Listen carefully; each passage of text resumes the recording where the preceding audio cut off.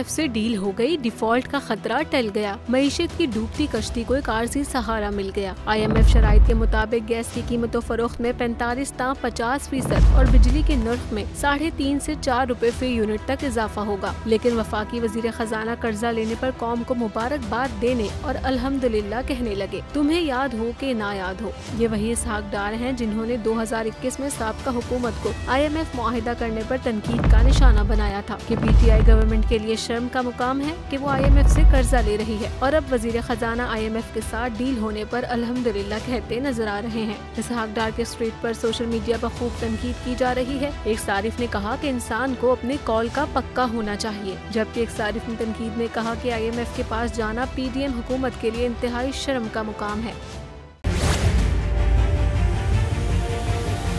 बड़ी ईद की बड़ी खुशियाँ, बोल ने निभाई अपनी सहाफती जिम्मेदारियाँ। कराची में ईद उल अज़हा के मौके पर लियाकताबाद टाउन ऑफिस के साथ ही आलाइशों का ढेर लग गया है। सिंध सॉलिड वेस्ट मैनेजमेंट की टीम भी वहां पर मौजूद है।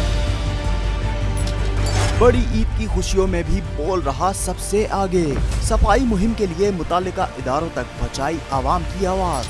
अगर मैं आपको दिखा दूं इस वक्त मनाजिर, तमाम गाड़ियाँ जो इस वक्त है यहाँ पर, तमाम जो कलेक्शंस हैं, जितनी भी आलाइश हैं उनको यहाँ से उठाया जा रहा है और लम्हा बा लम्हा की खबर से रखा आवाम को आगाह। और में मुख्तलिफ मकामात पर आलाइशें जो है वो हमें सड़कों पर दिखाई दे रही थी, लेकिन उसके बाद जो LWMC है उनका अमला जो है वो उसके बाद फील्ड में निकला और उसके बाद आलाइशों को हटाने का सिलसिला जो है वो शुरू कर दिया गया।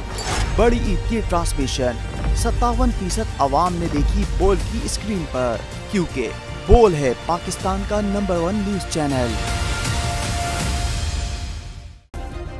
सब्सक्राइब करें और बेल दबाएं ताकि कोई खबर रह न जाए।